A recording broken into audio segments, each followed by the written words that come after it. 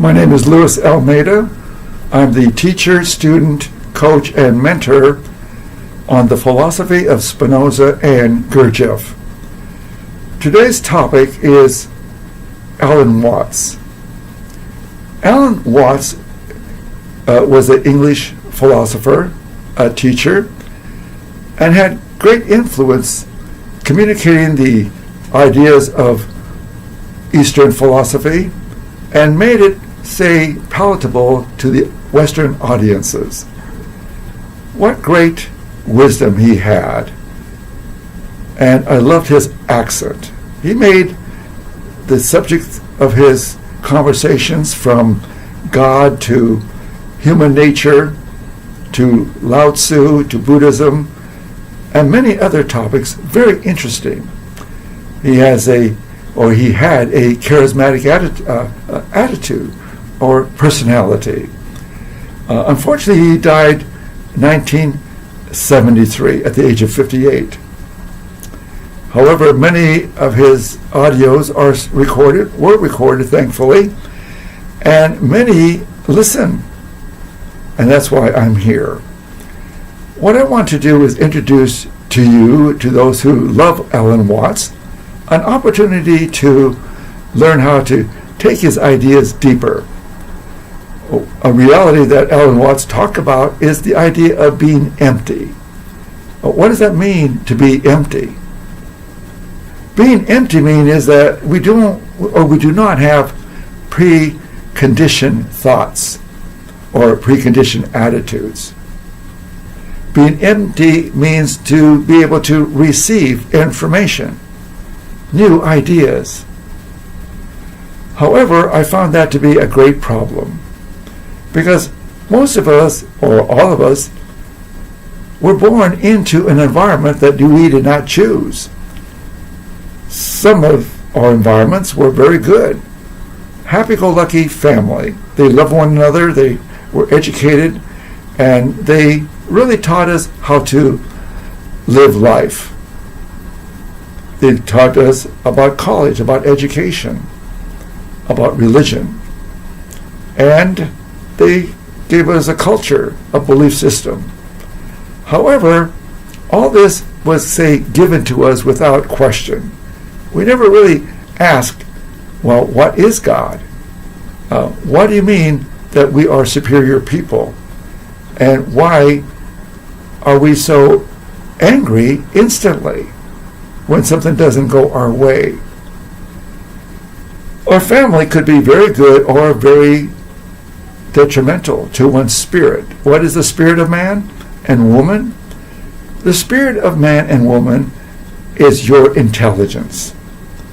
If your intelligence has been indoctrinated, or say your mind has been indoctrinated with dogma, with have to or shoulds, and believes in free will, your life is going to be suffering, no question. And I would say today, most individuals are suffering. And what are they suffering about? Their life. They might feel depressed.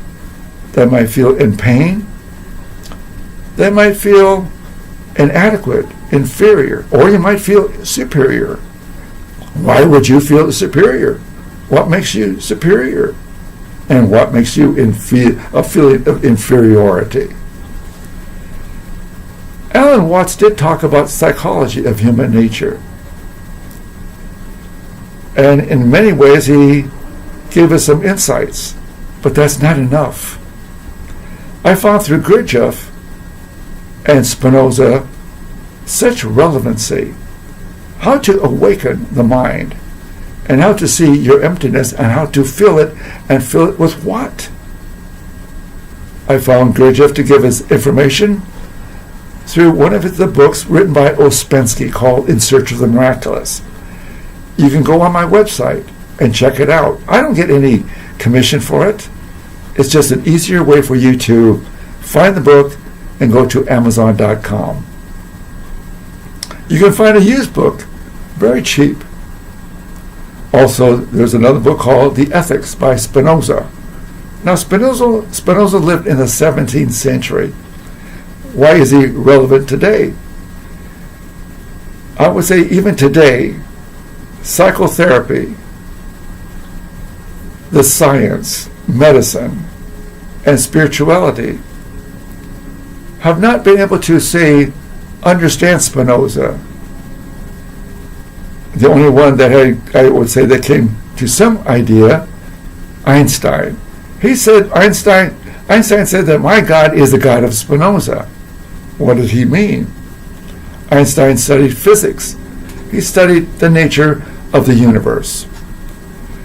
But Spinoza studied not only the universe, but he studied also human nature. Spinoza talked about God as a thing of infinite attributes, and we are part of two of them, the attribute of extension and the attribute of thought. And this is a question. What is the mind? What do you think the mind is? Most people think the mind is the brain. And I say, no, that's not true. What I understand what the mind is a thinking thing. It's comprised of knowledge. The mind is an intangible thing, where the brain is a physical organ. It's a storehouse of information. So when an idea, and you have an experience, and your mind is awake and can understand to some degree the experience, and everything we learn, how to talk, how to walk, is stored in the memory. You don't have to learn how to drive a car again. You have to repeat yourself, go over the process of learning. Once you learn, that's it. It's stored in your memory. An individual who has a stroke loses parts of his memory. So the brain has its purpose. It's also a function of all the systems of the body. The lymphatic system, the immune system, the skeletal system, the blood system, all the systems. It works with the gut and the spinal cord. However, the mind, again, is a thinking thing. Gurdjieff talks about that man is asleep. What does that mean? It means that the mind is asleep, that we live like automatons, mechanical beings. And we think we have this great intelligence. Science, neuroscientists look at the brain and says, oh, we only use 10% of our brain. We only use 10% of our mind. They don't realize they're looking at an organ, a physical object. That is not the mind. I think who comes close to the mind, the idea of the mind, are the study of yoga, meditation. They endeavor to quiet the mind. Eckhart Tolle talks about the mind as it's a chatterbox, that you must stop the mind. That's nonsense. You cannot willfully stop yourself. There's a law, the law of nature. What is nature? To Spinoza, nature is God. Spinoza's God is not a personal God. He is an anthropomorphic. He is not a man who sits on a throne, dispenses favors and punishments. No, that's nonsense. That's a fairy tale. Spinoza's God has to do with reason and intuition. That's part of human nature. To understand Spinoza, you must be awake, and that's where I come in. My work is to look for students who want to be awakened, to awake to their true intelligence. We are automatic beings. We don't have to think about what we do anymore. Once you learn it, you don't have to think. So how can you listen to Alan Watts if you're on automatic pilot? We try to listen, and it sounds great, but nothing will change. The only way we can change is we begin to look at ourselves. How do we do that? And that's where I come in. I can help you see you for you. My idea is not to impose my will on you, but to help you see from your true intelligence and how to find your intelligence. There are or Spinoza has a method how to awake, how to improve one's understanding. In the book, The Ethics, it includes a part called the improvement of the understanding. And there are 5 other parts. A part on God, the mind, how the mind works, what is the mind? A third part is the ethics. Are the emotions. The emotions, pain, desire, pleasure, all the emotions, hate, anger, fear, hope, envy, ambition, and many more. As we begin to see our emotions and how they express themselves, this could only be done with an awakened mind. The passive mind, which is the ego and the personality. Now, we need our ego and we need our personality. We learn from our environment how to behave, what to believe, what is true and what is false, what is good, what is bad. Many of us cannot, say, escape from our past. Literally, we cannot. But you must understand it. Gurdjieff said something very important. He said, our personality and our ego are the material for our growth. You have experiences every day. You have desires. Say you want to go to the grocery store and get some beer and some cigarettes. Or you don't smoke. But you have a good reason to go to the store. You go there and it's crowded. You can't find a parking spot. Oh, you see one and you go towards it and someone stole it from you. Now what do you feel? Do you feel pain or pleasure? You feel pain, of course. And what is pain? Pain is a feeling of lack or a feeling of impotence, powerless, helpless. But the problem is we don't want to see that. We run from those feelings. We escape. And we get into hate and anger instantly. Well, you say you don't hate? Hate is not good? And what is the definition of hate? Hate is pain accompanied by the idea of an external cause. Listen to this again.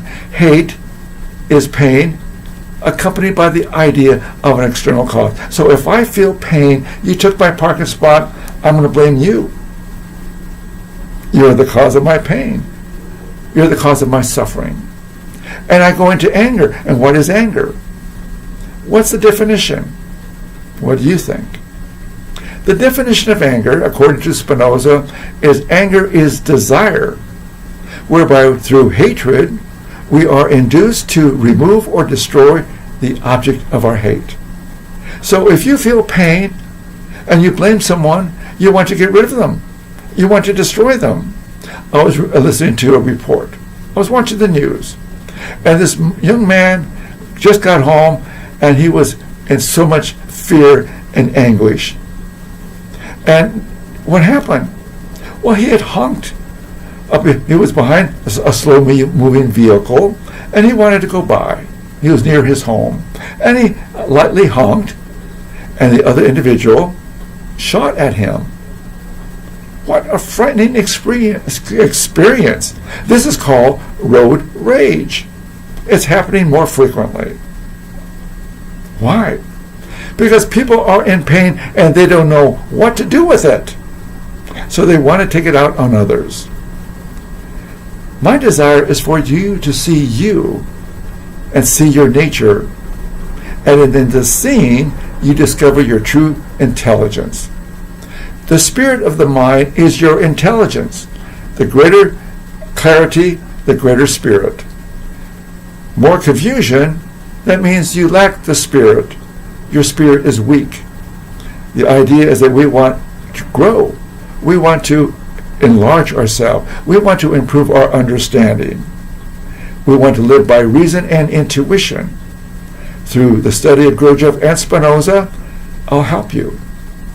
You'll see down below where to go, my website, and subscribe. Thank you for listening.